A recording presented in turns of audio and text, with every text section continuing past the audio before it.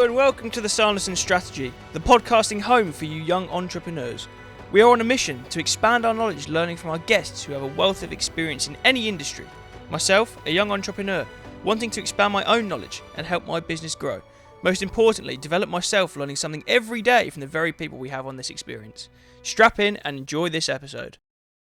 Right, hello ladies and gentlemen, welcome back to another episode of the podcast. Today we are joined by Jack from Howden Insurance. How you doing, Jack? You alright?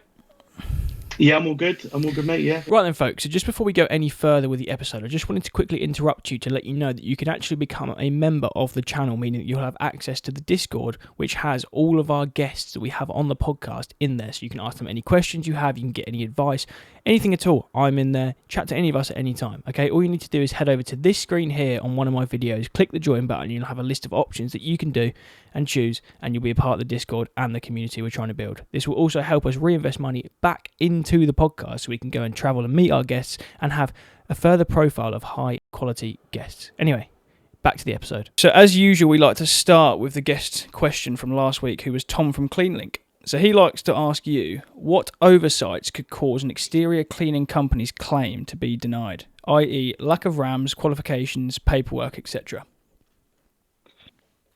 It's probably going to be a couple of things. So the kind of first thing really is from an insurance kind of the actual level of cover you got point of view.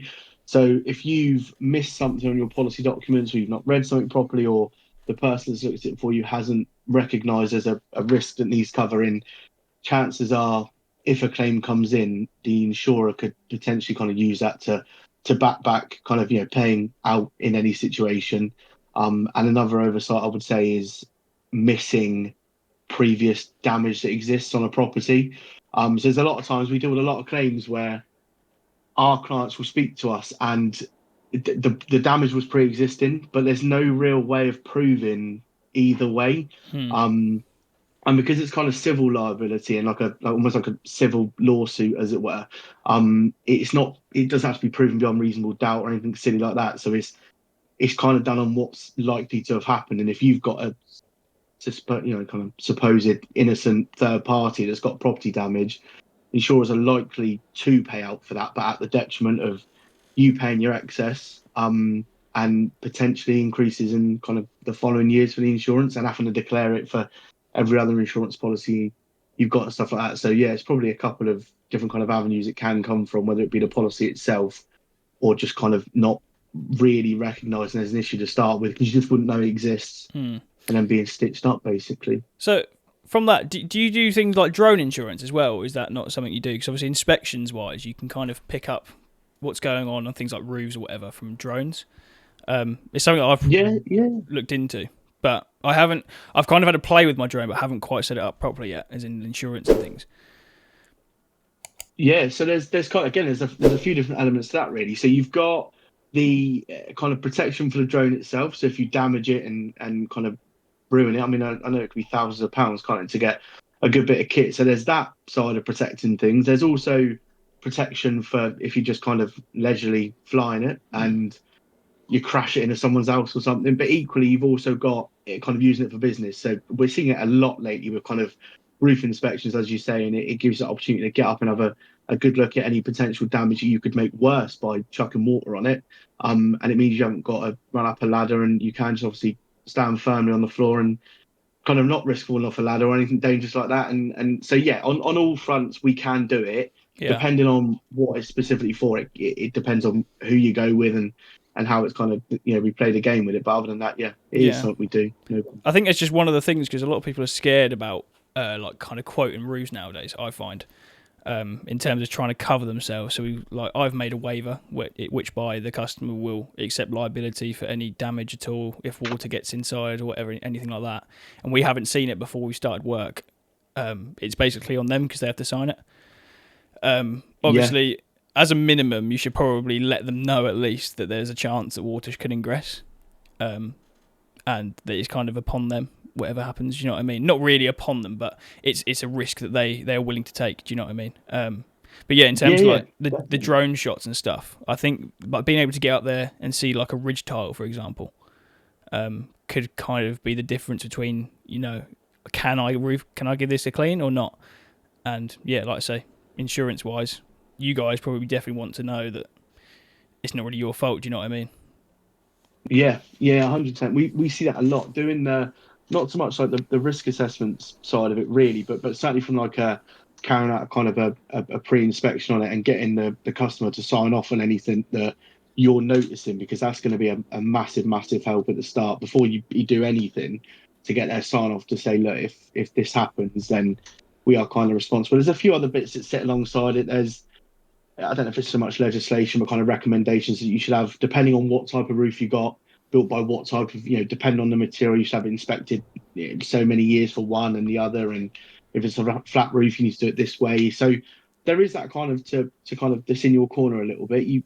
You're not the roof expert, you're just a roof cleaning expert. And if someone Mm. said to you, go and clean it, you kind of would expect them to have have kind of made sure it's not going to be leaking in the first place. Because if it's letting some kind of rainwater through, the minute you chuck any sort of pressure higher than rain, it's going to cause even more of a problem. So Yeah, yeah, the pre-inspection is the way forward. It saves a lot of hassle if a claim happens for what could be kind of a 10-minute job, and a quick scribble from the client is yeah, it's definitely suitable.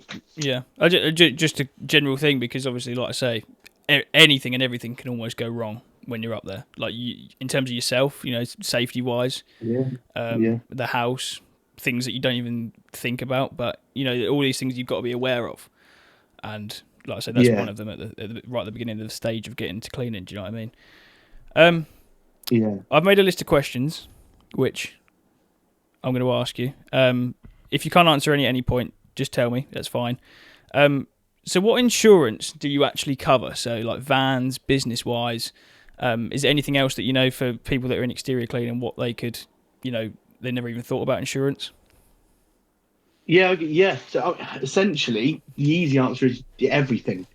There really isn't anything we can't do. As a beforehand, as a plan, we were kind of restricted and kind of it was very much kind of the SME and kind of mid market was our kind of the biggest area we could go into. But I mean, as Howden, it's huge now. And the kind of general idea of us as a business is to essentially be able to cover anything, or certainly put our hand at covering anything. And we operate with some kind of huge kind of insurers and underwriters and MGAs and kind of loads of different people and people in the industry in that sense. And it gives us an ability to insure 99% of the things we kind of get asked to look at. And we then break it down into individual elements of insurance. So for me, as an example, in kind of with myself and my commercial team, that it kind of a day in day out is the exterior cleaning.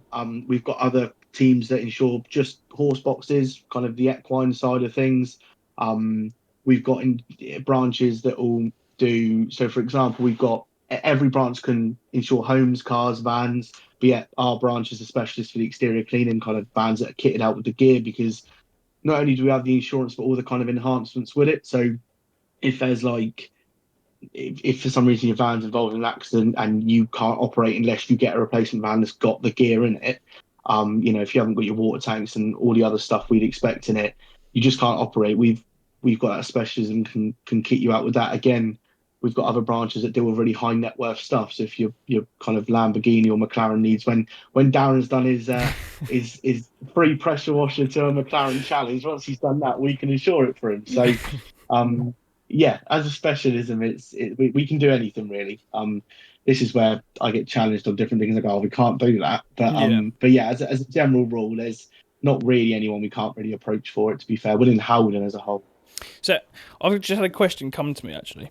Um, Say for example you've got a baffled tank in the back of your van, and it's ratchet strapped in opposed to bolted down. Does that have an effect at all on insurance?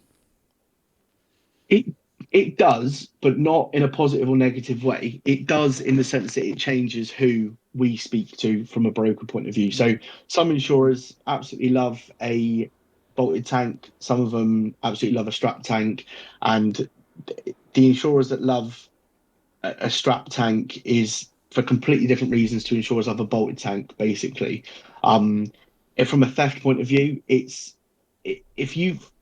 the thief knows what's in the back of the van, it's a really niche market, flogging on kind of secondhand, dodgy kind of vans that have been nicked with water tanks. It's a real niche market Yeah. to kind of find. So it's not something that's targeted so heavily in that sense. So insurers are really, really happy with that. But you've got some insurers that think if it's strapped down, there's more chance of it rolling around in the back if there's an issue with it. But a good thing about having kind of bolted or strapped, really, that we kind of use as to our advantage with regards to price is if you've got a tank in the back, the chances are you're not going to be kind of dragging the van up and down and chucking it around corners left, right, and centre because it's whether you have it full of water or as you say just kind of as a kind of a medium between the two, you're going to take a bit of care with it. So yeah, there's no real benefits, positive, negative in that sense, but it just means that we know, depending on what the setup is inside, we know what insurers to approach with specific things. Some insurers, again, until we really started looking into this, some insurers didn't even know that there was batteries being held, like the leisure Yeah, batteries yeah. and stuff that are on the back of them.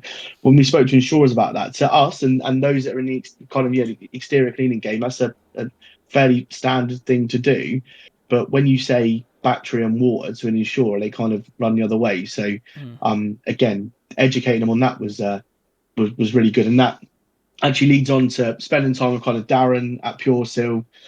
We've been and seen Ben up at Rutland Pumps as well, and kind of looked at the kit that they're installing and they're offering as part of their service, and kind of then taking that information back to the insurers. I mean, fair play to Darren at PWS. I think he spent a good couple of hours with us, kind of going through every little detail of what each bit of kit does, what could be a risk within it, and essentially now we can say that if you've got a bit of kit from him, I mean, other suppliers are available as it were, but using them as an example, if you've got a bit of kit from him, we can speak to our insurers and they go, oh yeah, we know that is, we know what we know what they're doing, we know that it's okay, and in that sense as well. So using them and kind of being able to get a really good understanding of the market has been a huge help as well from hopefully driving premium down. That's Yeah. the goal. I've got a bit of free marketing on for Darren. This is one of his hats. I got one at work. Yeah. That's it. Yeah. It's like the obligatory photo, isn't it? You take when you go and see him. It's yeah. That's it. That is it. I find it fits my head nice now because I've shaved all my hair off. I feel like my hair just can't really be shown in Oh, public, so I nice. have to always wear a hat. Fair. I'm a bit worried Fair. about taking my hat off sometimes, but yeah, Yeah. My hat just makes the lad that I went with, Ben, he got a beanie hat, and that was definitely the way forward because I picked up one of the flat caps and it's far too big for my head. It looks like someone's like a saucer sat on top. yeah. It is it just looks rubbish. Yeah. I think my head looks like one of those like peanut butter squash things or whatever they're called. It's just like a massive chin underneath this hat. It doesn't do me any favors. Have you had any hands-on equipment? Like, have you actually ever spent a day cleaning, or you have? Yeah. I called in sick for like 3 weeks after. It was it done me in. I won't have none of it. I'm not manual labour based, so I spent a day on the tools, just stood there, and yeah, it just the vibe. I don't know why it vibrates your hand so much, Yeah. and I kind of and yeah, it's because I kind of get a bit large because I've got a Karcher at home. I clean, do you know, what I mean, like, I've got a pressure. I clean it, and I was like, this is fine. I got this. It's fine. And then yeah, you spend even like kind of half an hour. You're like, this is intense. Like your back's aching, your knees are hurting. You're like, this is not for me. There's a reason I do the insurance and not the physical Yeah. labour. My hands are too soft for this. You do find that there's like certain things that do, like I remember like, my first ever lance, the vibration was terrible. And you know, like when you actually start to think, hang about, there's like something about a certain amount of time I should hold this trigger for without getting like issues with my hands. Do you know what I mean? Yeah, The vibration thing. But yeah, no, it's kind of gone to a minimal now. But before, yeah, literally your hand would like shake like that all day, and it'd be like awful. yeah. Yeah, do you reckon there is any sort of link to that? Is there like a link with? There's got to be. I mean, you're going to find out in like 100 years' time. All these exterior cleaners are going to be Yeah. ruined because they've been doing it. But do Oh you reckon yeah. there's any sort of link? Do you reckon, Absolutely, yeah. With a strimmer, to it? so a strimmer, like it's more with a strimmer. It's more about the decibels. So they're like 109 decibels in like a steel strimmer. So that's like the hearing loss. So you have to be careful of that. And then the vibration, there's like 8 hours a day or something like that you can only spend on it. Wow. Before like you're Fair. more likely to get carpal tunnel or something like that. I might be completely out there, but it's around that region, I think. But yeah, there definitely 100% is something that you should be like maximumed out at if you know what I mean. Yeah, Um, yeah. I And don't know there's no what the rules. regulation, is there? No, Because you could just rock up, no headgear, no headgear, no goggles. I mean, there's HSE, there's PP you have in place, and there's all these sort of RAMs, risk assessments, all that good stuff you'd expect. But equally, there's no. It's not no. like the. I mean, it's not like you got to have tax in the car because the police can pull you over any minute and can I Mm. check it? Whereas no one's going to really keep an eye on that, are they? So I it's think dangerous, isn't it? I think it's like it becomes more of a thing. Someone will know this because they'll have staff members that go out all days of the week, like multiple, where they have to be aware of Mhm. like staffing. I don't know what you call it. Like a health and safety risk, like a risk assessment, pretty much, if you know what I mean, of what's going on. Yeah, yeah, Someone will know the yeah, answer to that, and there definitely is one, but I haven't looked yeah. into it enough to know the answer to that. Um, Fair. yeah, There we go. but what are the biggest risks that exterior cleaners underestimate, which compromises their policy or claim? I don't think it's underestimated from an exterior cleaning point of view because it's relatively kind of a standard in the industry. But the chemicals, um, the chemicals, whilst they're being used day in day out, and when you use them properly, almost cause you no problems. They, from an insurance point of view, it's mega. I don't think again. I can't say it's definite, but I don't think insurers fully understood it. I think when we started talking to insurers, kind of maybe 4 or 5 years ago, when our commercial team really started hitting the ground running with the exterior cleaning industry, kind of specialising in it, we spoke to a lot of insurers, and the amount of them that were baffled that exterior cleaning wasn't rocking up with a bucket and a sponge anymore, and there was so much more to it. And it was like, what do you mean you use cherry pickers? What do you mean that well, what's the difference? What's this difference between traditional window cleaning and reach and wash pole and things like that? I think what is underestimated is how serious the chemicals are from an insurance and a protection point of view, and how the insurer is just going to have none of it if you don't have that protection in place. Hmm. I think that's the under kind of because I mean, someone gets that in their eye or something happens like that, and the worst thing is it disables them to an extent where it's just a lifelong thing. And if the insurers are saying they don't want none of it, it's coming out of your pocket essentially. So yeah, that's what I would say. Underestimating the need to get that covered properly, um, is yeah, definitely a must, I reckon. So when you're carrying chemicals in the van, so you have an accident, someone crashes into you, you're knocked out, whatever, something's happened, you're unconscious. Should you have something in the glove compartment which says what's in the back and what it does and everything inside of it, and people will know? Do you know what I mean? Like first responders will know. Yes. Yeah, I get it. Yeah. So the way I can't speak for all insurers, but the way we would work with it is if there's a legal requirement or recommendation to display a sticker on the back of the van for literally that situation, then definitely get it on there. I'm pretty sure, don't quote me on it, I'm pretty sure us, when we spent some time with the guys at Pure Seal, I'm pretty sure they kind of say stick a sticker on it regardless of the amount you have in the back, regardless of whether the regulations say you need to have a sticker on it or not. Because I think it's anything more than 50 litres for certainly from fleet insurers' point of view. Certainly the ones we work with, I think it's any more than 50 litres is where we have to kind of officially disclose it and kind of say about it. But yeah, I would have it on there anyway, just because you just never know whether it's a litre or kind of 50 litres, as it were. But yeah, so yeah, as far as having a sticker on it, whatever the kind of regulations and laws and limitations say, is kind of the same kind of guidance we'd follow with it. To be fair. Yeah. I just curiosity because I've got a sheet in my glove compartment that I put together, basically just listing out Yeah. what I would have in the van at any point. So obviously you got your biocides, you got your bleachers, a few other bits like the oil clears and whatever. A sealer. Sealer's got a big one that goes a bit because you only have it in the van every so often. It's like Yeah. every Yeah. couple of months. Not even that. Probably twice, 4 or 5 times a year. So it's something that you'll just go over your head and you'll be like, if something ever happens, you know what I mean? I'll have all that Yeah. labelled. Yeah. Yeah. But yeah, I mean, it's something that I spent a bit of time putting together Yeah. because it's a bit of a health risk, isn't it? If you could almost create a bomb Yeah. almost. If I can't remember who I was chatting to, but someone was like, if you put bleach and something else, it will make like mustard gas. Yeah. So yeah, Yeah. a bit Yeah. of Yeah. something to Isn't think it about. like I don't know if isn't it like fertilizer, sugar, something like that? Like literally Bomb. again, like a few little. I mean, I don't think an exterior can have fertilizer and sugar, but you know what I mean. It's just it's not a million miles away, though, is it? The No. same as I think this is miles going off a tangent now, and I think my science teacher would be proud. But it's something like I'm pretty sure, like not butter, but like spread, like utterly butterly or whatever it is. Can't believe it's not butter because it isn't butter, that kind of thing. It is. I'm pretty sure that's literally like one compound is the right word. I don't know. One element away from being like jet fuel.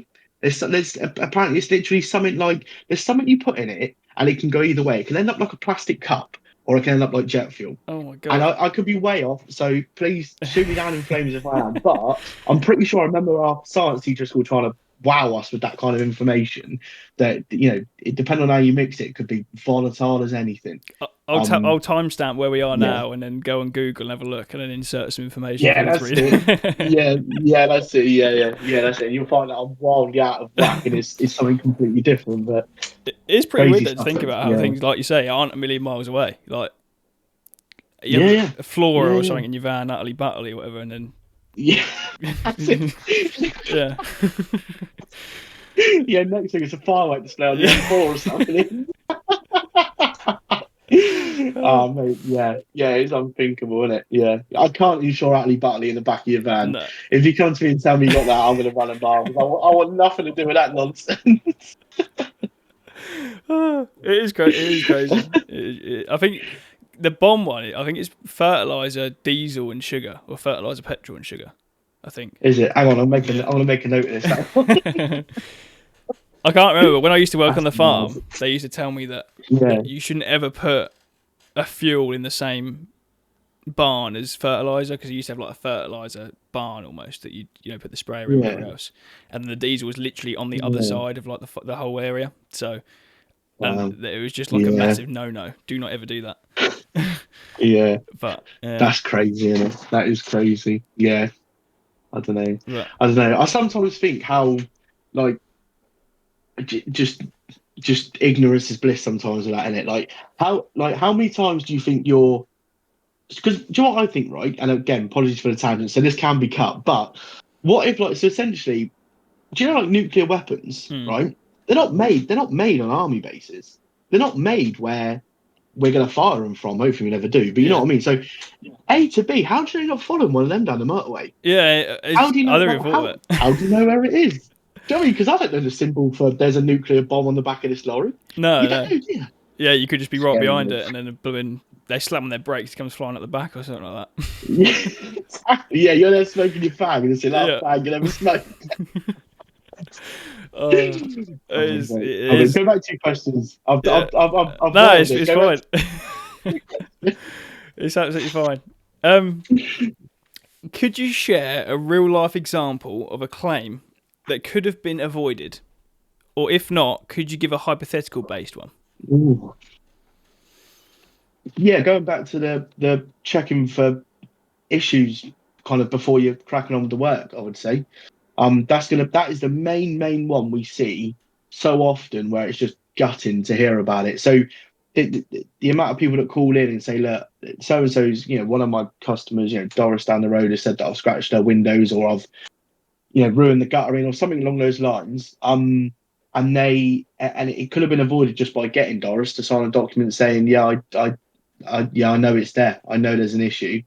Um, I would say that is it. That is the biggest thing is people trying to. I say stitch you up. I'm not trying to say they're doing it for a financial gain, but people just trying to play the game. I see it so often where yeah, people are just oh you've done that and a case in point the other day we had a chap who's I say just a window cleaner that isn't fair. I'm not trying to downplay just window cleaning, but that essentially that was his whole job day in day out. Rocked up 9 to 5 windows and that was kind of his service and the kind of customer in the middle of his day complained that he essentially had scratched the windows, but he'd been back, fair play to him, to all of the customers kind of 3 or 4 before and 3 or 4 after, and no one had the issue. And again, the using the reach and wash pole and the kind of cleaning system he was using, it just wouldn't have caused that much damage that was being shown. Mm. There was also kind of incidentally that benefited him. There was also concrete marks all over the building, so it was quite clear that there'd been recent building work. So, and it very much looked like the corner of like a, is it a, I don't know what you call it, like a trowel or something, is it? You used Oh to yeah, do yeah.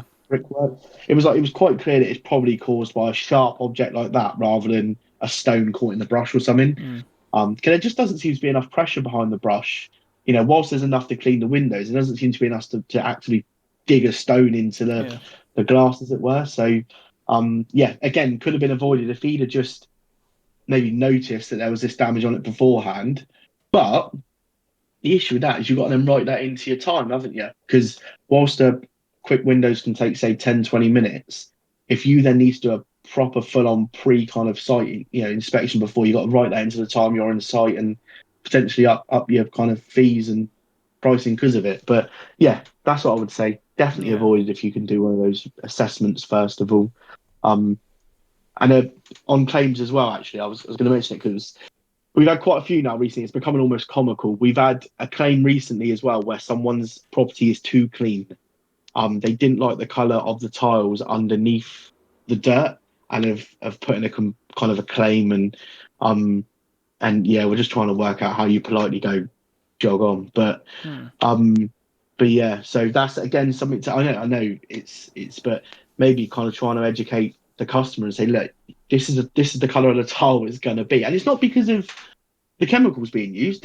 All it's done, this chap, bless him, all that's happened is the roof tile is the same color it was 40 years ago, He's never seen but it. their customer didn't like the color of it, and they're just blaming kind of one of our customers, one of our clients for it, which It's a hard is one. brutal. But yeah, it's not his fault. It's not his problem that you don't like the color of your Yeah. tiles. They were dirty. What more would you expect? It's hard. It is a hard one, mate. It's It's difficult. I did my recent video that came out Thursday or whatever. I did a test patch on someone's roof. He was like, kept asking me what changes am I going to see? How good is it going to look? Kind of thing. I was like, look, I'll show you. So I did a test patch. Did it on the corner. Came up red. He was over the moon happy. But in a different situation, if that had gone that colour and I did a test patch and obviously it's not booked in, there's no current agreement or anything like that. That could be a slippery slope. I feel like. Even though they've Yeah, asked for the test patch, they could just turn around and say, "I didn't. He just did it." Do you know what I mean? That kind of thing. yeah, But yeah, I also feel like as yeah, well, the mix to that is that if you don't know what the colour is underneath and you can't tell a customer before you start work, the only way to actually know that is to do a test patch or to start doing it in like a corner and then say, "I'll get the customer out. This is what it's going to look like at the end. Are you happy with that?" Still a hard one to yeah. kind of get around. Do you know what I mean? Like, what would you? I don't really know. Yeah.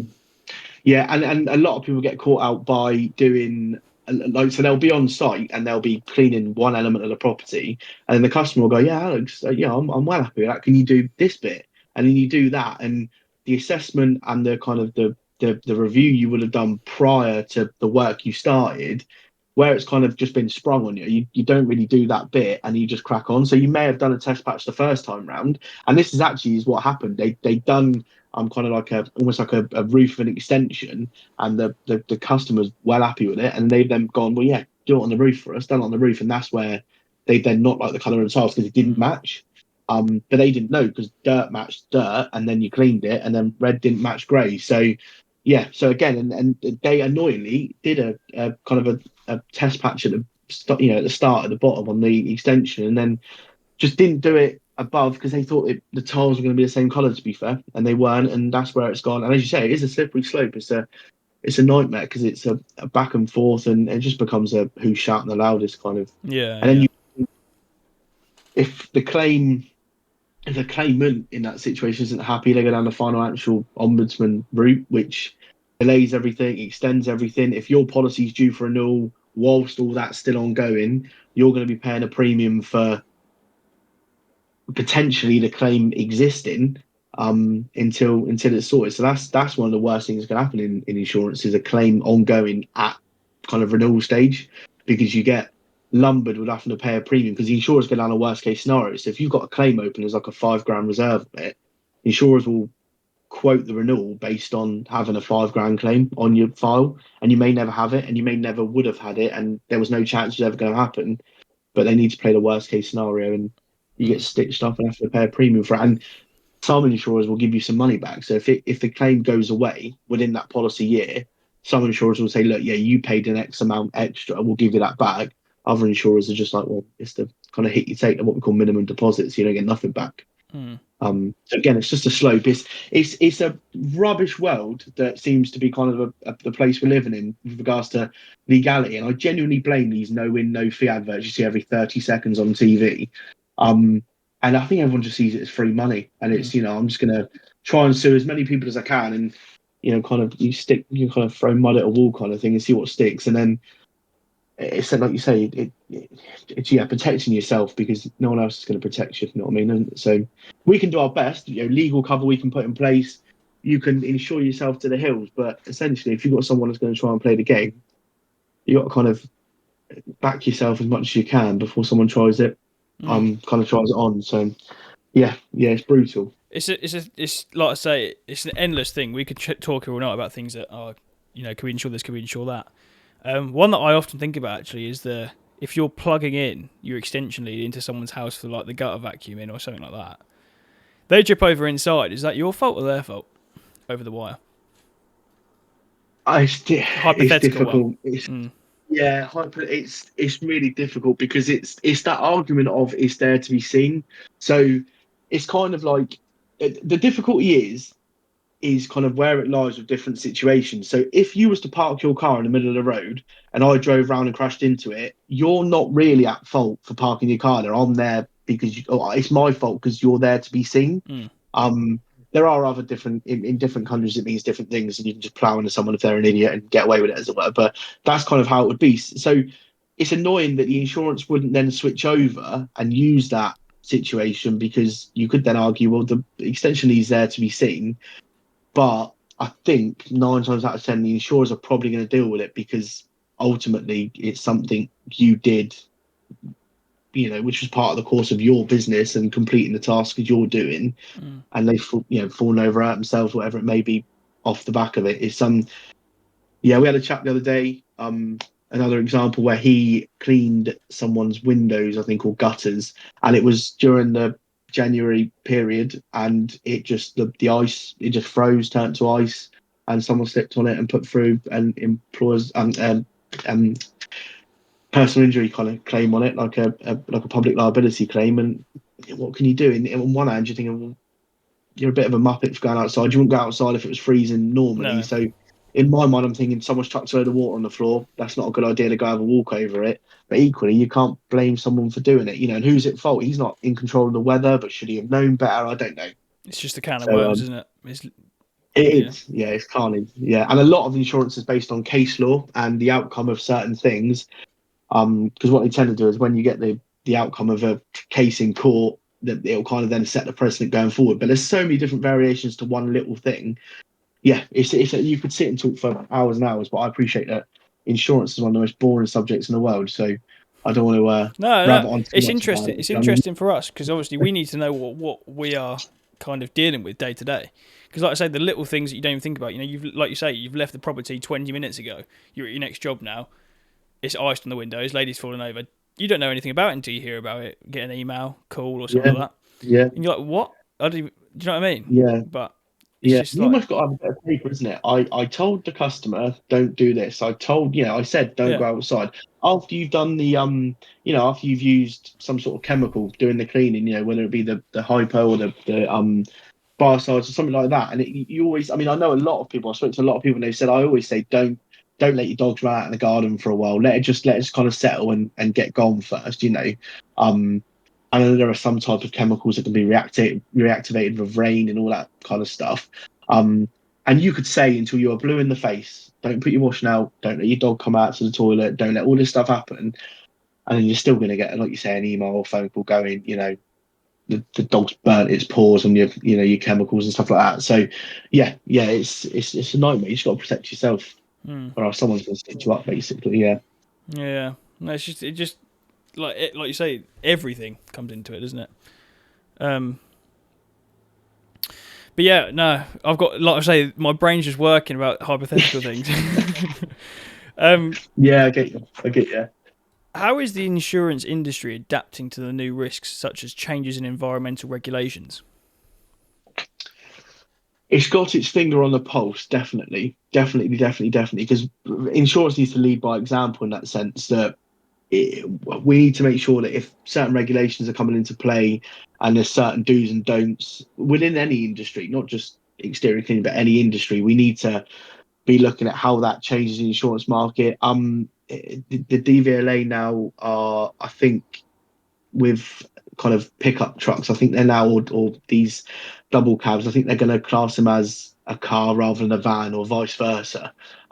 That's huge, because where do you sit with an insurance group and kind of things like that? Do you treat them as a commercial vehicle? Do you treat them as a normal vehicle? Is where do you stand? But from an exterior cleaning point of view, it's all about, and the drones is a huge thing, because the new ways of working we keep our finger on the pulse a lot, because we just need to know where these changes are coming in. So if there are going to be more drone surveys, I mean, I'll be honest with you, a couple of years ago when you started seeing these drones actually applying the chemicals and actually washing the roofs themselves, it was a little bit of a gimmick. It was, oh, that's, and then I saw Mark Monroe put on a comment on one of the groups that there's an actual drone cleaning business coming to the expo, I believe, this year. At which point I kind of went, oh, this is a real thing. This isn't AI. This isn't, because everyone I've spoken to have gone, there's no way.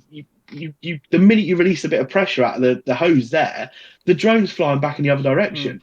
So, you do think, oh, but then if you look at soft washing, that's not exactly applying any sort of kind of anything at a rate or a heavy kind of pressure.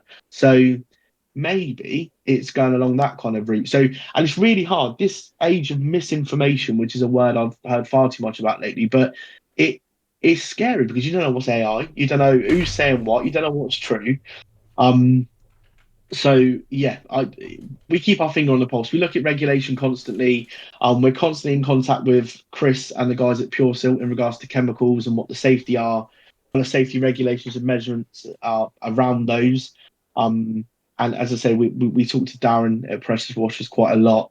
Again, because we just want to see what type of kit is coming onto the market and who's saying not to do what with. And yeah, we look at a lot of supplier recommendations. So if there's a recommendation to not use a certain PSR on a roof, then we need to kind of make sure that people doing in the exterior cleaning are abiding by that, and not putting themselves in any sort of position where an insurer is going to say no to it. So yeah, we have a load of different channels and different avenues, and we're constantly on the lookout for any changes and make sure we're doing our best to keep everyone up to date with insurance and kind of doing it properly. I've had a bit of a thing lately. I had a few chats with some people. I genuinely think there needs to be some kind of regulations that come into play, and very soon, for the industry. I know something's going to go really wrong, and it's going to be catastrophic, and it's going to be awful. I mean, the first, like I say, I've spoken about this many times. The first time I ever did a job, I bought hypochlorite, no mask, nothing. Just went, yeah, pour it everywhere.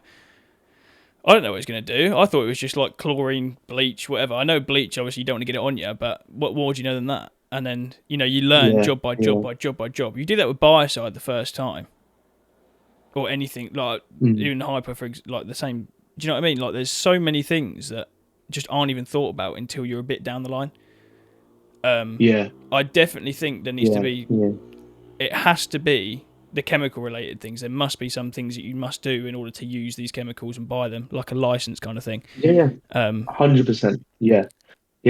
I also think that for things like roof cleaning, you shouldn't just be able to go and do it, because it is so unsafe. If you don't have a clue about pressure, anything like that, and the first time you're on the scaffold and you've got your pole ready, you're like, right, let's do this. Bang, trigger goes on, you're like that, and you fall off and die. You're going to have no idea that's happening. You're going to have no idea that could happen. And I don't know, it's just, like I say, there's so many things that should be regulated or have something that you should have to do in order to go and do them. Especially atomizing the chemicals. Like the I'm not going to say any brands or anything like that, but if you're spraying out chemicals and they're going everywhere, they're going all over the top, you've got too much pressure, they're firing everywhere, next door, whatever, it lands on like your neighbour's head, burns, they're like, what's going on? No one's going to know that's happening because you've never done it before. You'll just be like, oh, you know what I mean? It's just, Yeah. Yeah, no, I get you. And you almost want to I used the word Illuminati the other day when I was talking about this, and this is probably that's probably not the right word. But you almost want almost like not so much a panel, but from an as an industry, almost everyone within that. So us doing the insurance, the suppliers of chemicals, equipment, the guys that put together the risk assessments, meta statements, kind of clothing that's going to provide protection in that sense. It's almost like we all need to come together and say, look, we're not going to force you to buy really expensive stuff because take it from our point of view. I'm only an expert at what we do, so I can only kind of talk for us as an insurer or certainly a broker. Is we're massively recommending you speak to us about insurance, but we're not making you pay for the nose. To an extent, with the public liability and the business insurance, we've actually got a guarantee to beat. And that's our kind of way of saying we're not going to, knock 80% off the price and next year we'll get you a renewal. That is going to be it. You'll probably struggle to find it better anywhere at any point. And not only are we going to put you in a really good position from a protection point of view, you're also not going to be paying for the nose for something that just isn't worth you having. Um, and I think there should be. The difficulty is there's a lot of suppliers doing certain things. So from an insurance point of view, we're quite lucky. We've hit a bit of a niche. There's maybe two or three other insurers that, I mean, without plugging it, genuinely, there is no insurer that can offer what we offer when it comes to service, price, understanding the industry, kind of, all that good stuff. But there are still a couple of insurers out there that can offer something there or thereabouts. From an industry supplier point of view for equipment, there's a million and one. Yes, I mentioned Darren quite a lot, but that's only because we've kind of picked on him and used and abused his knowledge within the industry to make sure that we're still kind of, firing on with it. So it's hard, it's going to be difficult, but it almost needs, like you say, a regulation from whether it be government led, I don't know, where there's some not so much a crackdown, but people need to understand, don't they, kind of how serious it is, whether it's chemicals or like you say, the equipment itself. It's going to be something, mate. It's going to be, as you say, catastrophic. Someone or some people are going to be here no longer because of something that just didn't, and no one knows it was going to be an issue. Like you say, with your pressure washing kit on a roof, you just don't know, do you? It's No, and you can go and hire these cherry pickers. You can just go hire them, just hire them sake. Um, I don't think you need to show any sort of heavy kind of reason as to why you need them. And again, that's you're up a big old height, aren't you? Like, do they even give you? I mean, I've never hired one. Do they even give you? Do you know? Do they give you any sort of like training? Do they give you any sort of harnesses? Is that some do they places do no. any of that? Some places they want to check all your documents. Some places they don't care. They'll just give Yeah, it to you and that's it. Away you go. Um, mad. I always have the thing of which before I do anything, I want the practice on it. So before I ever built a tower, I wanted to see the PASMA. Before I ever used a cherry picker, I wanted to see the Yeah, iPath. Because you can, like I say, I'm gonna name names because they've annoyed me in the past. It's HSS. You can go to them and get absolutely anything in the world that you might need a qualification for, and they'll give it to you and won't even ask.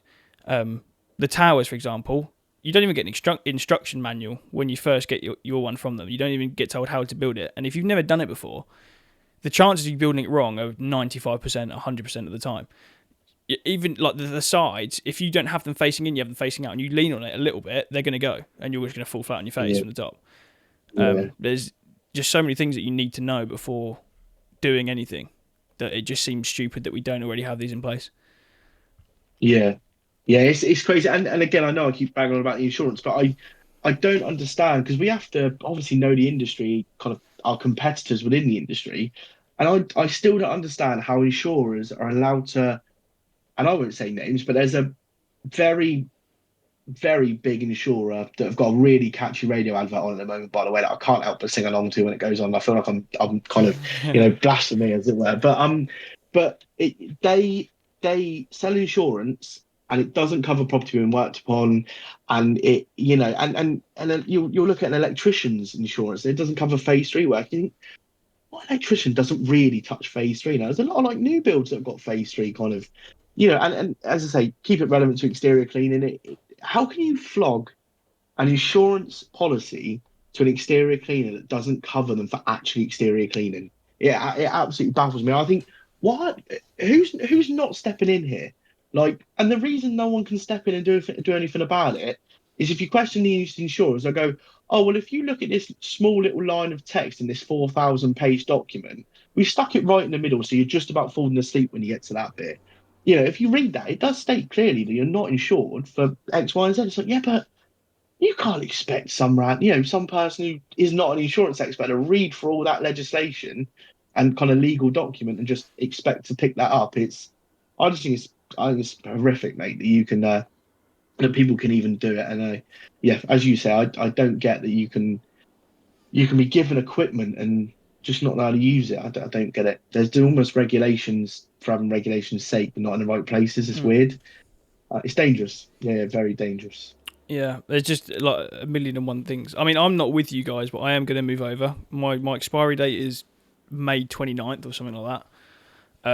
The current company I'm I won't with. hold it against you. It's No, fine. honestly, the current company I'm with now. That every day that goes on, every single day that goes on, I'm just like, there's no way they cover me for that. There's no way they even know what I'm doing. If I'm honest, like no way at Yeah, all. Um, yeah, and yeah, you just kind of want the belief that if something ever goes wrong, that you are in the best hands. And I absolutely 100% do not feel that way with my current insurance provider. No way at all. yeah, I don't think I've spoke to any of them since being on board 2 years ago, 3 years ago almost, 2 years ago. It's just kind of like yeah, a renewal. yeah, That's it. I had a phone call, I think, when we first put it together, and I said, "Yeah, I'll be working at 10 meters height." I think that was the main question they asked. I think that honestly was the main question they asked. yeah, yeah, Geez, yeah. don't know. Yeah, it's the assumptions as well is crazy. We call it kind of a fact find essentially. It's the 10-minute document we fire through just to basically make sure we're not going to miss anything. And what I really like about how we do it is it every single question is really open to kind of a conversation about it. So it is kind of yes, no, but I like the way kind of our guys have put it together, and it flows really nicely, and it essentially gets us within 10 minutes to have a really good understanding of the business we're looking to insure, because essentially I need to know it as well as you know it as the business owner. And towards the end there are some questions, and I always kind of make a joke and say it's the nosiest questions you'll ever get asked, because I think they stop just short of what did you have for lunch kind of thing with how intense it gets. And uh, but insurers will just assume that it's no to that. And it's quite a lot. I think I mean, one of them was a CCJ question. More and more people now have a CCJ. Ever since like COVID, and the minute you could go, oh, I'm behind on this bill because of COVID. I think everyone now has just gone straight down the legal route. That's fine. We'll send it to our legal team. And now it seems like every man and his dog's got a CCJ, which isn't anything, not like it's anyone's fault in particular. If you know what I mean, some people are naughty and don't pay their bills. Some people would just happen. Some people are in hospital. Do you know what I mean? You can't kind of. But the amount of insurers again that will just assume that that's no, and they won't tell you anywhere they've assumed that it's no, and then they'll just expect you to go, well, why don't you ask the question? You should have known we were going to ask that and say no. So yeah, it's hard. If you was to say to someone, "Here's 200 quid, and I want you to tell me you've got a £5 million pot of cash somewhere that's going to back me if anything goes wrong," and you don't hear from them for 2 years, you're going to go, oh, hang on, have they still got that £5 million of cash? Yeah. Are we still all good? Is it, I don't know, mate. Yeah. Yeah. Anyone that isn't with us, and I appreciate it's a plug, but anyone that isn't, from a business point of view, 1 million% check the documents. I'll check it for you. I don't care if I don't write a single bit of business or help anyone else or take anyone's money for a month, if it means that I can look at everyone's documents and go, oh, that's not right. That's kind of what I have to do. I have to give that review situation. And there's been a couple of times where I've gone, yeah, they're bang on. They're not better than us, but you're getting your money's worth. So Yeah. we'll see it at renewal and we'll pick it up then. But yeah, yeah, move over, mate. Give us a shout. Yeah, no, And absolutely. It's just yeah, one of we'll those things as well, because when you first start, you just want to get doing it. Do you know what I mean? And it's just something that you just go yeah, on with. yeah, And you just go for the cheapest. Honestly, I just went for the cheapest option, and that's that. And most people do. yeah, It's just a thing, isn't yeah. it? Um, Yeah, but 100%. The old "it's not going to be me" attitude, isn't it? yeah, yeah, Won't yeah, be me. It'll be absolutely. someone else. It absolutely is as Yeah, well. And this is what I mean. Like every couple of days, myself gets asked, "Who are you with insurance wise?" Whether it's TikTok, YouTube, whatever. So yeah. that's why I thought it'd be a really good idea to get you on to basically find out all this stuff, and hopefully someone who's listening will find it worthwhile, who's just starting up or needs Hopefully, to yeah, change insurance and whatever. Um, yeah. So, what are some of the common mistakes or misconceptions people make when seeking insurance policy? We've just kind of gone through this. Yeah, and I'll very quickly just kind of reiterate, it's that double check, triple check, quadruple check. Say it until you're blue in the face. Am I covered for that property I'm working on? Am I covered for the cleaning? And the one thing I always like to say, and I didn't mention it earlier, and it's definitely a way forward, get your insurer to tell you what they think exterior cleaning is. So say to an insurer, I'm an exterior cleaner, what do you think that means? And see if the buzzwords come into the conversation. See if words like biocide or hypo, or do you know what I mean, like roof wand or something like that. Mm. See if they can go beyond the phrases bucket, sponge, pane of glass, that kind of thing. But yeah, that's it. Yeah, yeah, we don't need to go. I won't waffle on to it again, but I've No, already spoke it's about great. it a lot. Honestly, So it's great. yeah, yeah, But that is it. like, Just triple check, please, before you chuck your money anywhere. Double check. it's like you say that those 4,000 document pages. No one reads them. I'm not being funny. No one. 1% of people probably read them. Maybe less than. Yeah, You will just go scroll, scroll, scroll, scroll. Agree. Done. You yeah, don't even. I don't know yeah, what's in mine. I honestly don't know what mine covers me for. If I'm honest. I know it. Like I say, it's working at height and the basics is what I'd call them. But nothing like they have no idea what biocide is. If I ask the insurance company at all, no, not a clue. yeah. Um, Yeah, just on that actually, because I don't want people to think that it's you have to wait till renewal situation, because I don't want you kind of risking. And when I say you, I don't mean you particularly, but I don't want anyone risking not having it right because they got to wait for renewal. If there is, again, I've got it cleared that if it's found out that it's not right and you need to pull away from that contract, if there's a 20 quid cancellation fee, we'll pay it. We're not going to try and get it back from your renewal. We're not going to stitch you up in any of that sense. We will pay it because we just want you moved away. Because if you're not in the right place, and you have a claim, it drives your premium up for anyone. So yeah, anyone that is wanting a review done, or anyone that wants me just to have a quick look at it or wants to move over to us, don't feel like you've got to wait till renewal. We're not going to press you. On the same hand, it's not going to be a gun to your head and you must move over, as it were. But equally, don't feel kind of threatened by a cancellation fee just to try and keep you there. We can work around those things as well. So yeah, whatever's going to make you protected and keep everybody safe, just speak to us. We'll sort it. I think that's actually quite glad you said that actually, because it's something I'm going to look into, because I don't know what's going to happen tomorrow. Something could go catastrophically Yeah. wrong tomorrow. Do you know what I mean? And yeah, I think it will be something. I'll get on the phone to you after this. I imagine probably tomorrow morning, first call of the day. Insure me, Not too please. early. I like lying. But yeah, no, yeah. I mean, I'm pretty sure. Like, I didn't know that was knowledge. I thought, I see it out and then I could switch over. I didn't know that you could cancel it unless it. Do you know if it like when you cancel your van insurance or whatever and it goes and you record and you might not get insured next time, kind of thing. I thought it would be like No, something that like is absolute. No. That that. is. Let's clear that up straight away. That is absolute nonsense. So, do you know when you hear people say, one of the questions, have you ever had a policy cancelled or something like that? First of all, absolutely disclose it every time. Tell them every single thing, because nothing is unheard of. Nothing's too scary. No, we've heard of it a million and one times. We know what a TT99 is. Everyone's got a past. Everyone's been in trouble with the old. Do you know what I mean? We know all of this stuff. Disclose it definitely. But if you cancel your policy or your policy gets cancelled because you've just not paid it, yes, disclose it because it's a cancelled policy. But the 9 times out of 10, the insurer's going to go, oh, that's not a problem. It's only if it's cancelled through some sort of like avoidance or some sort of fraudulent kind of claim they've suspected, or they think the money's going to fund some sort of organisation rather than kind of putting your vehicle back on the road and things like that, or one of these kind of crash for cash situations. Yeah, other than that, again, it's not that scary, and some insurers will stitch you up. There's going to be insurers. It's business at the end of the day. But yeah, anything like that, honestly, and yeah, just give us a shout. If even if it's a quick, not so much off the record, but a quick kind of phone call to say, what do we think in this situation? We don't have to take a million and one details from you. We don't have to know the ins and outs of everything. We can just give you that bit of advice, and then you can make a decision whether you move, stay, stick, twist, do whatever. Yeah, yeah. Yeah, don't worry about the cancellation. No, I think it's just something that, like you say, I'm glad you cleared that up, because I've always had the impression that if you decide that you're going to cancel your van insurance, typically van insurance, what I thought that it will be like a bad Do you know when you like don't pay your credit card or something like that, and you get like a bad Yeah, thing? I yeah, always thought that would be the same case with van insurance or car insurance or whatever.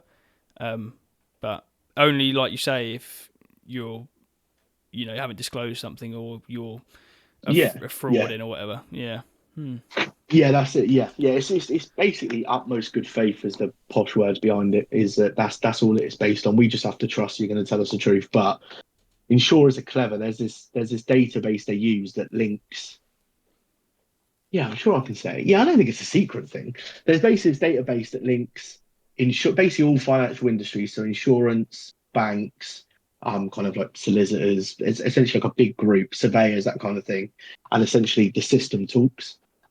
So if you're in a motor claims capacity and you have a error on this system, I won't say what the system's called just because I don't actually know how real secretive it is, Hmm. but I'm sure it's there because it has to be kind of disclosed in there. But yeah, essentially, if this error flags on the system, it will tell you why it's flagged and what providers flagged it. And I used to do it when I used to work in motor claims. You'd call, say, a bank and go, why is this person essentially on a list? And then the bank will clear up, oh, it's because they've defaulted on loans, or it's because of this, or it's because of this criminal kind of issue. And it just basically flags up because it's not been disclosed by them to us, but has to them.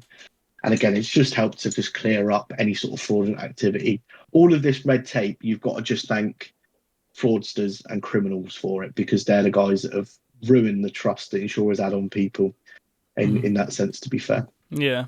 Yeah. It takes me quite nicely to my next question, actually, which is if you could force an exterior cleaner to read or understand one clause in their policy, what would it be and why? That you're covered for what you're doing. That is it. There will be so you have, and I always try and butcher this. You have two types of kind of insurance. So you essentially you'll have an insurer that says we'll cover you for everything apart from A, B, and C, and then you'll have an insurer that says we'll cover you for A, B, and C, nothing else. And it's hard because depending on what insurer you check is how you have to read the documents. But I would say make sure you are 100% covered for what you're doing. So if you are doing minor repairs, it doesn't matter if it's 1% of your job, get it covered because it needs to be covered. We actually saw, and it actually changed our question set massively. I was talking to an exterior cleaner kind of a couple of 3 years ago, and they said they use like a almost like a blowtorch to get chewing gum off of the pavement. Mm. It's like it's one of those weed killer torch things. Yeah, yeah, yeah, yeah, It yeah. was one of those things, not like a blowtorch, like a plumber would use, as it were, but essentially one of those. And yeah, it completely changed our question set because we didn't even think asking whether an exterior cleaner uses heat in that sense. I mean, kind of like a diesel kind of powered heater and things like that. That's fine. But yeah, kind of physical heat. We didn't think flame would come across as part of the questions, but it did. So we had to change everything. So as I say, yeah, going back to it, absolutely check you are covered for what you're doing. And my trick would be get the insurer to explain to you what your job is. So, say to the insurer, what is an exterior cleaner? Mm. Get them to explain it to you because them explaining it to you means they're explaining it as per the policy thinks you are. And you're covered in that sense. Yeah, that is a massive, massive oversight. Don't underestimate that. Something that's just popped into my Mm. head. I'm gonna take someone on in the next month or two.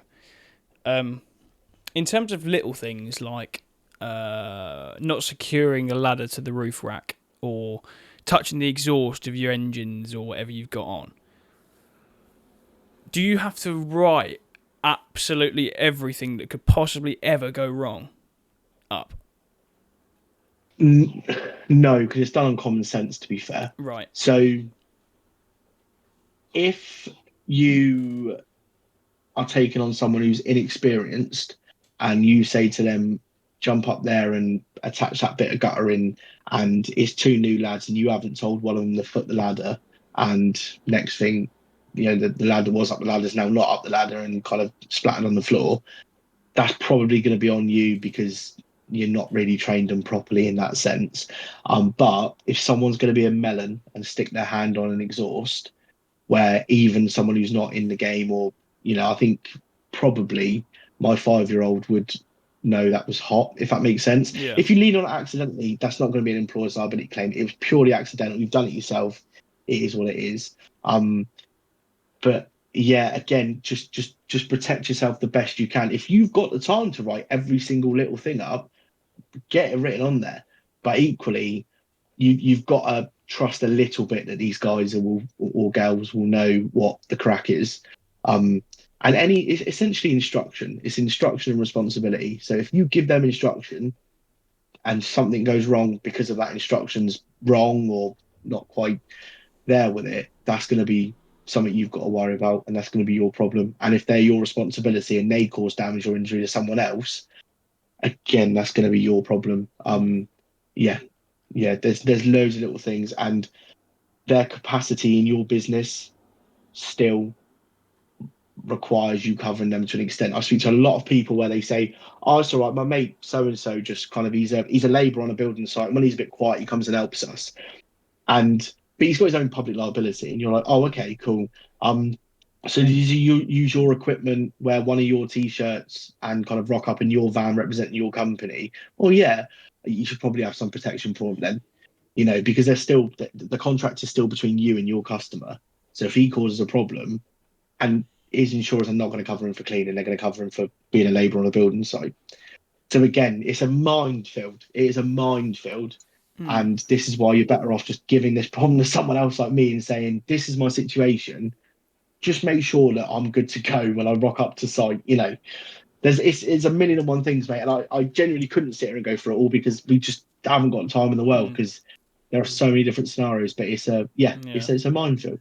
It's Yeah. always, I remember I did a course in school for some safety thing. And I remember there was two new lads building something. I don't know what it was. One of them fell off, and there's like a team pretty much. There's a team. There's like the team manager, and there's like 4 staff members. 2 of them are new. They're building something.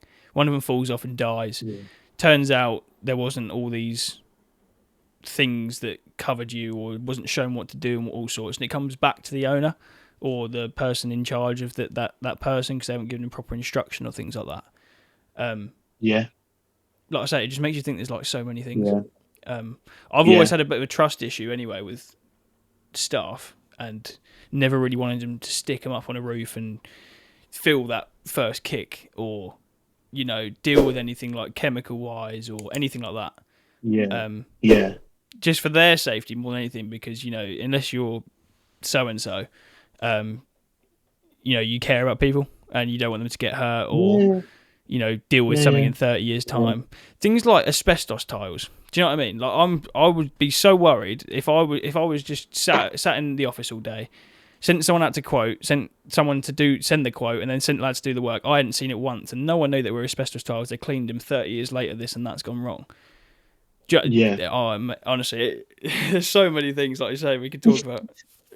It's carnage. I literally the other day, it's kind of relevant. You talk about asbestos, but this is how simple it is that you can just not even know. So I've never been in the building trade. I know what asbestos is. I know what it can do. I know why it was great 30, 40 years ago. I get all of that, right? And I didn't realise I used to live with my nan, and she's got 3 sheds in the garden, and the middle shed is where I used to keep all of my stuff, and had no problem. I used to go in there, like do a few bits, like mess about. I used to keep my bikes in there and stuff, and had no problem with it. And then my uncle was clearing it out the other day, and my nan sends me a WhatsApp of him like kitted out with all like his breathing like apparatus on and all like the gear, and I was like, "What's he doing? Like, what's he fumigating?" She was always cleaning out the middle shed. It's got asbestos roof, and I was like, "Oh, I didn't know that." So now I think, well, I've been messed around. I've definitely disturbed it. Like I've definitely disturbed it because I remember literally like building like almost like an attic space in there, and like whack the roof loads with a hammer and like trying to drill floorboards, like attic boards and all sorts. And I think, oh, is that me now? Am I going to be when I'm 60 going, oh, I shouldn't have done that? But I wouldn't have had a clue. If Nan hadn't sent me that picture, I wouldn't know. And it's the same thing with that, isn't it? Like, you don't know what those lads are doing. No idea. It's like the kids will be kids thing, isn't it? Where they'll go out and play and whatever, and one of them climbs on someone's garage roof and it's like asbestos, and they're licking it or touching it, whatever. Go home, no idea, absolutely zero idea. Do you know what I mean? It's the same thing with like fly tippers. Do you know what I mean? That they will fly tip asbestos because it's expensive to get rid of. End of the day, it's going to happen anywhere you go all the time. Kids will think, oh, I'm going to chase my mate down the road with this sheet of asbestos, having no idea what it is, just for a laugh. You know, might Yeah, whack it round his mate a few yeah, times. No idea. It almost makes you think that there should be yeah, like it never ending like things that people should just know about. Do you know what I mean? Like courses, like yeah, training or whatever. Do you know what I mean? It goes through like school and whatever else. Do you know what I mean?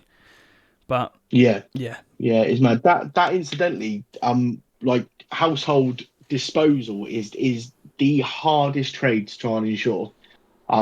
Because literally because of that, because you can just fly tip anything anywhere, and it could be hazardous. It could be hazardous from like a clinical waste point of view, from a human waste point of view, from asbestos. That's why it's the hardest, because the environmental cleanup is mega. mm, Say you dropped it near a water source and it infects the next 50 miles of that stream, come river, come sea kind of thing. Do you know what I mean? It's carnage. mm. And again, you just don't think about it, do you? So yeah, you'd have to write all of, you'd have to not write it all up, but you'd have to take that into consideration. I'm an employee myself, so it's probably not ideal saying it, but I just think they're a nightmare employees. Mm. I think they don't care about I mean, from what I can see, they don't care about the business half as much as the owner does. And yeah, so it's a big old risk to take them on, isn't it? I think it's got to be definitely worth it I mean, to yeah, do it. you always get like advice from I always get advice from customers about anything.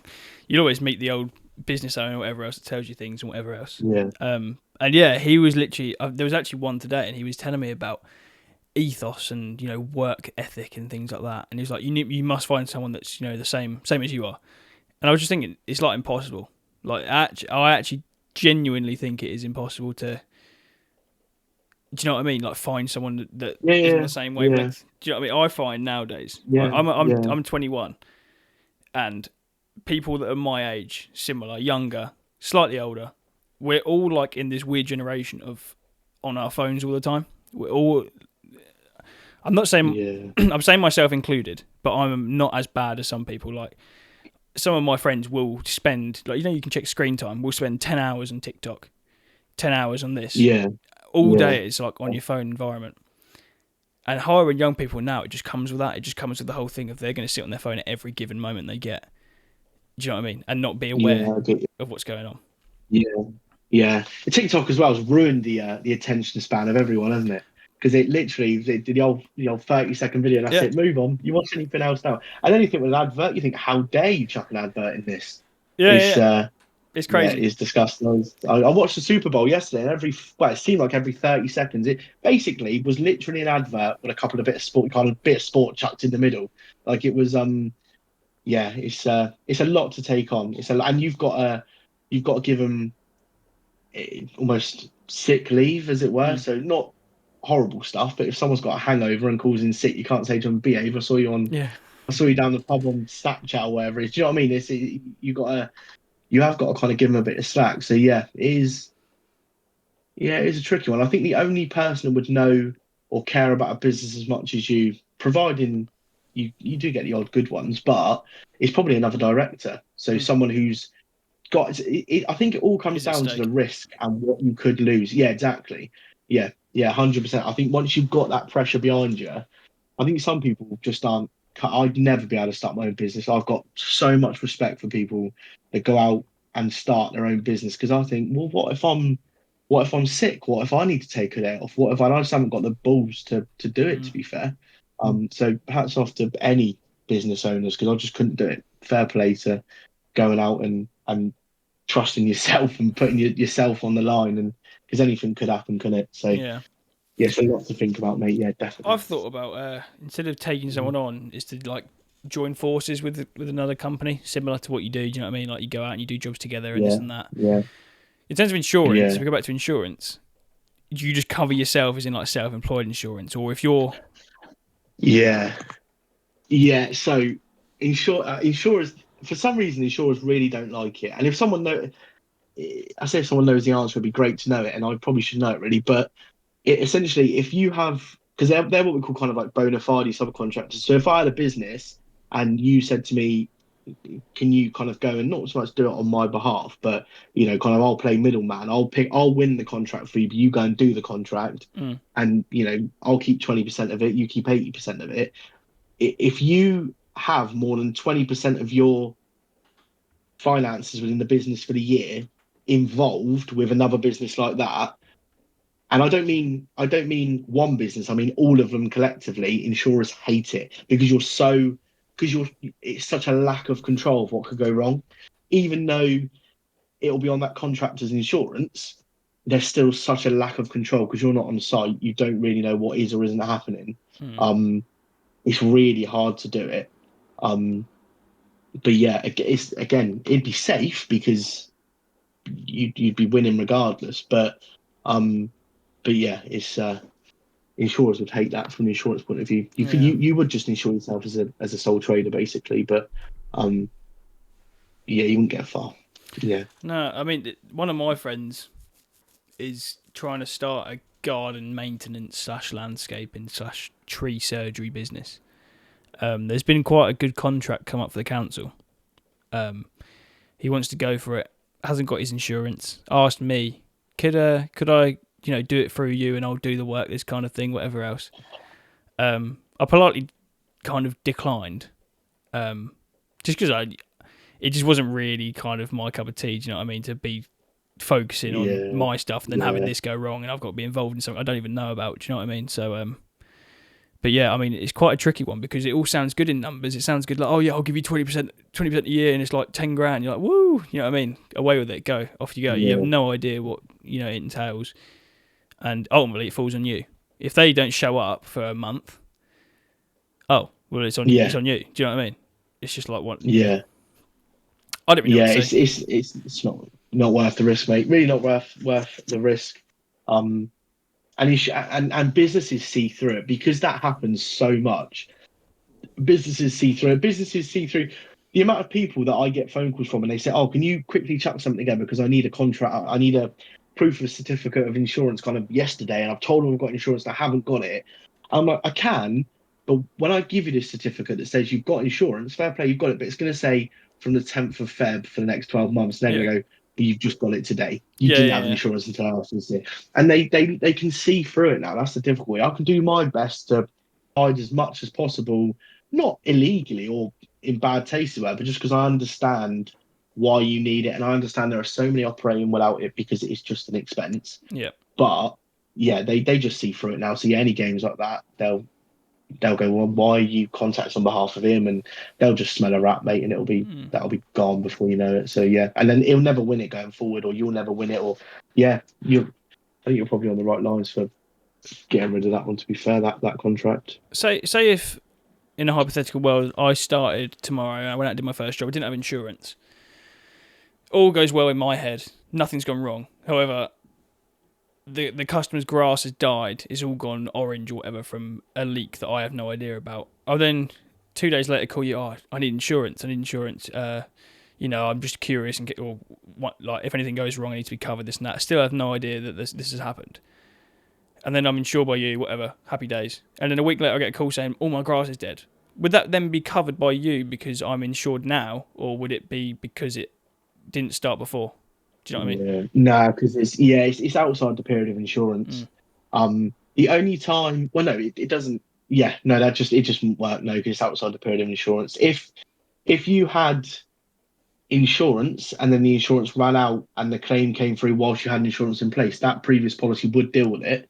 But but yeah, and then you could look at like runoff insurance and stuff like that. A lot of companies will have runoff insurance because when they close the business down for the next kind of 12 years, they'll still have insurance running just in case any sort of asbestos things coming from their employees, or just in case there's any claims that come through because people, like you say, month later, year later, 2 years later, something happens. Mm. So that tends to be more for professional indemnity and people like surveyors and architects and stuff because you tend to not know it's going to go wrong until like 2 years later something goes Yeah. wrong and people think, oh, probably shouldn't have done that 2 years ago.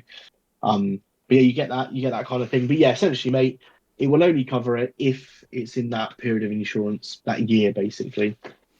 Is there anyone you cover for like gadget insurance? What do you mean by gadgets? As in So, laptops? Or... for example, me myself, I'm recording the job for what I'm doing. I've got a grand camera that's above me 10 feet or whatever. Do you know what I mean? Over the top.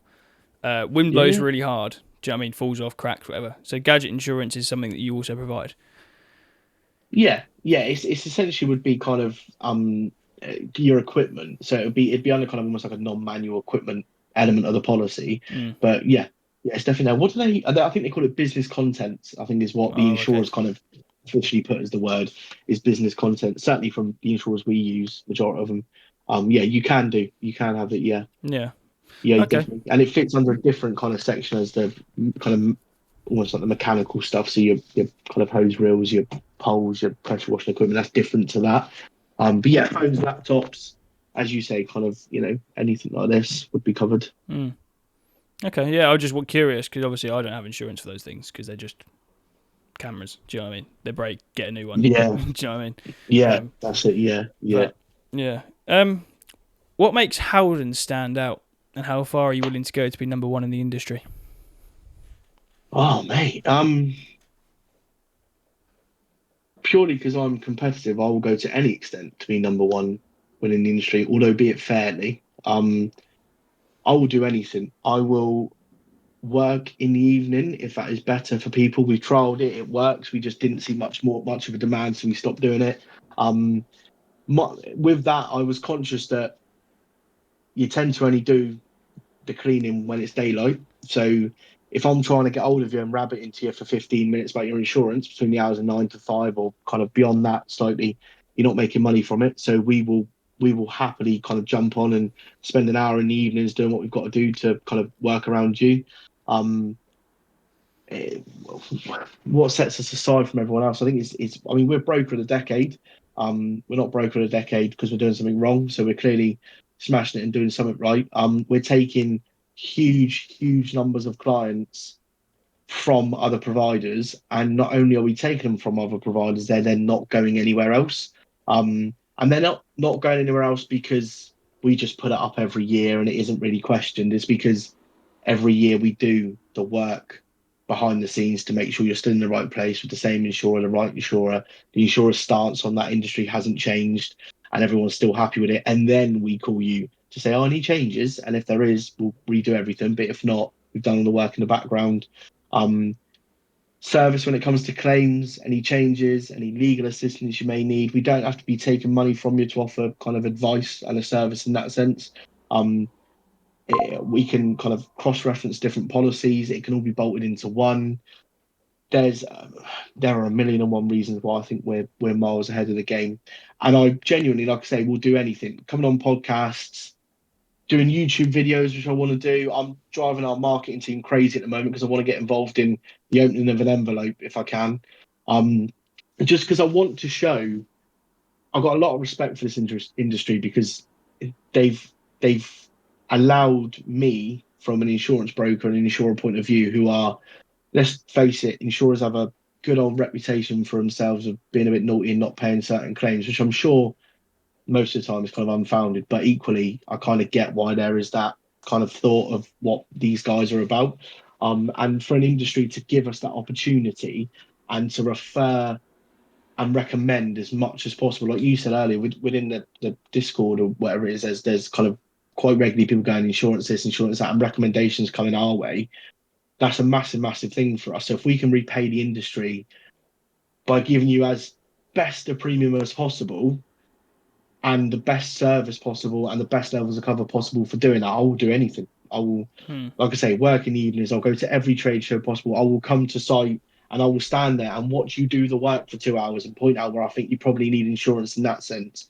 We will do anything. I mean, Facebook, I don't know how many, you can't even, I mean, there's some brokers you can't even call them, but yet I'm certainly from this industry, I'm on Facebook. You can just message me whenever you want. I become your personal insurance guy for that policy year and beyond, as it were. And as I say, I don't have to be taking your money. It can, it's not. Don't get me wrong. The sale and all that good stuff is perfect at the end of it. But equally, we just want people to be safe. We want to try and use who we are as a business for just driving it in the right direction and insuring people properly and doing things properly and changing the name of kind of the bad reputation that insurers have seemed to have gotten through no fault, through every fault of their own, rather. It's kind of their fault for being a bit naughty and not paying things when they maybe should have. So, yeah, that's what it is, mate. And essentially, there isn't really anything we've been asked and we can't do it. whatever we can potentially do and sponsor, and you know, if we can give people a platform to a platform they wouldn't normally get, if we can put money towards something which means there's a certain organization that gets a lot more noise and they can make a lot more noise because there's a lot more funding behind it, we will do if we can. So yeah, Mm. there's loads of things we can do, and as I say, just challenge me with it and I'll do my best to make it happen. If there is going to be a panel, because I hear a lot of noise about it, if there's going to be a panel of who you should do for certain things, we'll absolutely be a part of it. But if we are, my promise is to contribute more than to take from it, if you know what I mean. So I want to try and contribute to exterior cleaning and the protection of it, and just making it just a really good place and industry to work in. I want to give more than we get out of it from kind of insurance policies point of view. I want to assist beyond just taking someone's money and giving them a level of cover. Mm. So hopefully that's what puts us above and beyond everyone else. And hopefully a lot of people, and more every single day, are seeing the benefits of it and kind of enjoying the experience, basically, mate. That's kind of what I think Yeah. our goal is in it. I think, as you say, the whole personal thing where you can actually speak to you with any questions. Like I say, I messaged you on Facebook saying, "Do you want to come on this and be a part of it?" kind of thing, and you replied to me within like 15 minutes or so. Um, it's quite crazy actually. Now I think about it, because obviously, like I say, people can just message you about anything to do with insurance or questions or queries, this and Yeah, that. Um, yeah, and it's quite actually nice and refreshing to know that that's available to you. So if you haven't got yeah, insurance and you're listening now, message Jack on Facebook and he'll sort you out. yeah. That's it. Yeah, I just the one thing I love, and I appreciate, I'm supposed to love it because I work for the company. But one thing I love about Howden is we get called a faceless corporate kind of organization by a few individuals that just I don't just it just is what it is. But there's history behind certain things. It's not kind of come out of nowhere, as it were. But what I like about it is Howden, I'm pretty sure, has like globally 20,000 employees. And we are, if not the, but one of the biggest brokers kind of globally, nationally, kind of everywhere. Um, and I think we just hit a £3 billion kind of business. I don't know, revenue or something like that. But basically, it's biggy big now. Like it's Yeah. massive now. Sponsoring. I think we're the, if not the only or headline sponsor of Ascot. The British and Irish Lions tour is another thing on, but massive thing we're sponsoring. And what I love about it is Howden as an organisation has got all this money to chuck towards charity, to chuck towards all this sponsorship, and across 20,000 employees across a global business. But yet you can still message Jack Bowley Yeah. on Facebook. I think that's what's hilarious about it. Is like there's Yeah. that one person out of 20,000 that, for you guys specifically in that industry, that's your contact. But yeah, I've almost got that massive backing behind me. But you don't need to see that or worry Mm. about that. It's just know that that's your route in, that's your contact, and that's what I love about it. Is, I mean, pick another kind of £3 billion kind of company and see if you You can message get them hold on of Facebook anyone. and you don't get a, that's Yeah. what I mean. You don't get a standard thank you for contacting It's the so and standard so. You know, voicemail, isn't it? When you're 2 minutes into the call, press one to this, press two for that. You know what yeah, I mean? that's it. That's it. I hate that. And if I'm sat in the office and the phone rings more than two rings, I am bawling that person out for not answering that within the two rings, because I Mm. think we want this A-star service. And I can't talk for every branch of Howden because there are pushing 150 odd across the country at least. So um yeah, just speak to me. If you haven't spoke to me and you haven't had the JB experience, I don't complain. Just talk to me first, then complain once you spoke to me. Don't complain about some random branch up north that I have nothing to do with. Because whilst I'm representing the name, unfortunately I don't have control over that element of it. So Mm. yeah, like you say, if you haven't got insurance, speak to me, Yeah. And and if you have, speak to Jack I'll anyway. sort you out. Yeah, that's it. Yeah, especially because the renewal's coming up. Yeah. I mean, that's one thing. I'll speak to Jake Smout 'cause he's got quite a big following on Discord and things. There's something like Yeah, yeah, 250 members in there. So if you wanted to be a part of that, I'm sure Jake can find a way for you to get in there. You might get yeah. bombarded with Anything, messages, anything. but obviously it's I, another I want platform. Yeah. it. I want. I honestly, yeah, I told the boss when I started kind of 3 or 4 years ago at Howden, I said to him that I will fly with it. I just need you to let me fly with it. And I've been to him 2 or 3 times now going, Steve, I have pulled an all-nighter because I've needed to do A, B, and C. and I'd much rather go to someone and go, I am drowning. We need to kind of get a bit more resource than kind of going, oh, what if it does get busy? So yeah, message me, Yeah. hit me up. Do what do what you got to do. So yeah, I'm more than happy. I'll sort it out. Just if it gets very busy, just give me an hour or so to get back to you. But other than that, I'll be on it. I can assure you that. Yeah. Out of curiosity, when would you say is the busiest time of year for Howden in terms of exterior cleaning world? Ooh. For the vehicles, it's March because I guess new vehicles come out. That's kind of my thinking.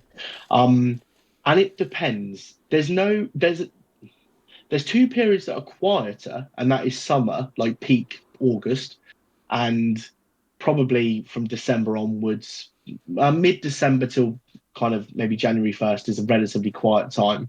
But there's different things throughout the year. So we've done the Pure Seal Christmas extravaganza thing for the last couple of years, and what you'll find is after that you'll get 1,000,001 inquiries because that's kind of designed. That's the whole point of sponsoring it. Really is Yeah. obviously sharing some of that money and love, and then equally picking up the leads off the back of that, and then the expo that Mark Monroe puts together. That's going to be mega, and it just seems to be bigger and bigger and bigger every year. That's end of March time, so kind of beginning of April, it'll be busy from that perspective. Other than that, it's busy. As in, there isn't a time where it doesn't seem to be too much busier than the other because it just seems to be heavy constantly, which is amazing. I'm surprised there's even more room for exterior cleaners. I mean, it's a good thing for me because I get all these policies off the back of it, but I'm surprised there isn't. I'm surprised not all scrapping in the streets for turf because there just seems to be almost too many exterior cleaners for the houses we've got. Yeah, I know what you mean. This is the thing. You see like a new company crop up every week or so. I know that around here, where I live, recently there's been, in the last 6 months or so, probably 6 companies start doing similar services. Yeah, To be honest, I've gone on a bit of a different look at it. I've actually befriended them all because we want to keep prices fairly competitive and fairly the same. Do you know what I mean? Because if someone's doing a lot less than the other, it's quite easy to know who it is as well in that situation. So I've befriended them all. We all like talk to each other. You know, if anyone needs help, we're there. Any nozzles go wrong, you know, we can share them about. Do you know what I mean? And it's actually created quite a good thing because we now feel like we're all competing for the same job, but we're all competing against our words. It's not the price. Do you know what I mean? So it's how you like can sell your work. Do you know what I mean? So and you're only going to let yourself down, aren't you? So you're only as good as your worst job, basically. Yeah. So if exactly. If it's the same with us in insurance, mate. There's other providers out there that can, as I say, there or thereabouts the price and there or thereabouts the cover. But yeah, the thing is, you got people that you're, like you say, you befriend them, and it comes down to buying from you as a person, doesn't it? If your end goal is the same as kind of who you're talking to on the end of the phone. So embrace it. Yeah, definitely. Fair play. Would you say anything about van signage? Does anything in insurance? Oh, it does. It does with some providers. So there are some insurers that don't mind. There are some insurers that it's a bit more of an increase in risk because, and it's not because it risks more chance of crashes or more chance of theft or anything like that. It's literally the costs of putting it right after. So if you've got a van and say I've got a van that isn't sign written and you have, if your van gets mangled up the same as mine, when they've repaired mine, job done. But if yours got sign written, it's then got to go to the sign writers to be done. So I think that's why insurers, if there's any difference, it's because of that. Right. But again, it works the other way in the sense that I know some insurers look at it really positively because they think, well, if it says Liam's exterior cleaning down the side, you're not going to rag it around and mess about and will spin at the lights. And do you know what I mean? Because you've got a bit of a reputation uphold because you're rocking around in a van with your name on the side. Yeah. So so it's both ways. I actually got crashed into. I'll tell you the exact story. I've just called you. You're right, Jack. That's what they all say. Yeah. I've just called you up. It was them, not me. Yeah. All right, mate. I've just come around a corner. Someone's just crashed into me, reversed out, and said, "Sorry, mate, haven't got brakes," and then wheel spinned off down the road. Right? That is actually absolutely what happened. Right? I called the police, and then obviously I'm like, you need to get like every Porsche or anything like that you've got, and just get after this geezer because I'm fuming. If you don't get him, I will. Yeah. Anyway, they went down that route, and they said, "Yeah, ANPR will get him. Yeah, it's fine, whatever." it's quite funny actually because all the Ring doorbells, he was going around offering the same services that we do, as in like roof cleaning and stuff like that. Who crashed into me? Oh, All the okay. Ring doorbells have got Okay. him and his face and all this and stuff. Had all that, police still did nothing. Anyway, my insurance, I got a letter through about a month after it happened. They put my price up, like £19 extra a month or something like that. Even though I got hit into, literally nothing I could have done. I was in the hedge. Yeah. It's brutal. Yeah. Yeah. But Yeah. I was absolutely, I honestly was fuming. I literally bought the van like 3 weeks before that as well. I was fuming, like mega fuming. But no, Yeah. I've given up now. God. Yeah. It Yeah. honestly really annoyed me. But Um. yeah, Yeah. Yeah. So insurers base it on fault or non-fault basically. So have they recovered 100% of their costs or not? So even if they recover 99% of their costs, they'll still see it as a fault claim because it's essentially they've not recovered 100% of it back. They're still out of pocket basically. Um, It's brutal, mate, but it's just going to be one of those. You can get insurers that have got the old uninsured driver promise or the driver that legs it and you can't get hold of them promise and things like that. Normally, if you've got a reg, you can confirm and make a model just to show you haven't made the reg up. And you've got like a police incident report, that kind of thing. Insurers are a lot more lenient to do that. Um, you can also protect your no claims as well, which doesn't protect the overall cost of a kind of policy as well, but it protects the discount you would get from having no claims. Um, so you've got that on there. But again, it's one of those just where it's gutting that it happens, but mm, it does happen, and you kind of because insurers can't get their money back from anyone else. That's the annoying thing. yeah, So yeah, try and get the old uninsured driver promise thing. But equally, it's just one of those. You just got to take the hit. Mine's gone up, mate. I've literally never. I do not understand what goes through some people's minds. I was just dropped my little one off at the childminders a year or two ago, and was just driving down the road as normal. It was just like a normal road, like a normal street. Houses either side. It's like a T junction, and we've got the right of way. There was cars in front of me. There was cars behind me, and for some reason, it was in broad daylight, not foggy, no problems, weren't raining. For some reason, the car just pulled from the side and just ploughed into the side of us. And it was one of those where I didn't brake because I thought he was just going to edge out just to then join after me. yeah. And he just ploughed into the side of me at pace as well Mm, and ripped the car off. And I was like, don't get that. And my insurance has gone up, even though it's complete non-fault. The third party's insurer dealt with everything, the personal injury that came with it, all the higher costs, all of that good stuff. And but yet my insurance still went up because I still got to declare it. Nothing to do with the missus having 6 points for doing 60 and a 40. But nothing to do with that. But mine went up because of the claim. It's brutal. It is brutal. But yeah, it happens, mate, and it's mm, disgusting. But it does because apparently I've never seen the proof, but apparently there's algorithms that say if you've had a claim, you are more likely to have a claim. And you do get that. Some people are jinxes, mate, and they'll have like 5 or 6 claims in a year, and you think you probably should just get a bus pass because it's probably not worth you being on the road. But and they're all non-fault as well. People, it's almost like they're a magnet for it. But apparently the rules are if you have a claim, chances are you're more likely to have more claims. mm, I don't know. Yeah, again, mate, you can't win because yeah, if you drive a red car and the year before that, insurers find out that more red cars have crashes than blue cars. If you drive a red car, you're bang in trouble. So it's yeah. you could live in an area that's as a as a bit of a spout of theft, and next thing your premium's going up. So yeah, it's brutal, mate. But I've just recently put a unfortunately, I dash have to take cam the in. hit. But that's the way forward. Yeah. Yeah. Do you think they should install dash cams into every new vehicle from now? Yeah, yeah, but I know what's going to happen. I know people are going to go, "Oh, you can't do that. It's an invasion of our privacy. You can't Yeah, yeah. judge my driving." But if you're nothing to hide, yeah, I think they should. I'm here. I am a massive advocate for loads of information. I still think when you're born, you should have a microchip put in your arm, and that tells you who you are, your blood type, and as and when you get older and develop illnesses or have certain things wrong with you, then it's on the thing you can scan when you go to hospital. You won't get any of those Yeah. John or Jane Does where they just find a body and who's this person? We don't know who they are. Mm, So I think you should have cars as well. I think they should be tracking on cars. Because the thing is, if you're up to no good and you don't want the police knowing when you are, well, that's your problem for being naughty about it, But also, if my car gets nicked, I want to know where where it it is. is. Yeah. And the same with that Porsche. If that Porsche had a tracker on it, and so did your motor at the time, you could somehow there'd be a system that worked out it was these two cars that crashed, and then without even leaving the chair, the police could go, "Oh yeah, it's this, and this is it." It's ANPR is great, providing you go past the cameras. But this is go, yeah, here it is. It's tracking here, here, and here. We'll have that, and I reckon they should be able to just press the stop button as well. They That's what I can. They reckon. can. I was listening to Joe Rogan the other day. Apparently, Teslas now you can Oh, stop. okay. Yeah, don't know how it's done. It makes you think that actually, hang about. Surely this can just happen at Well, any what point. if anyone? That's Yeah.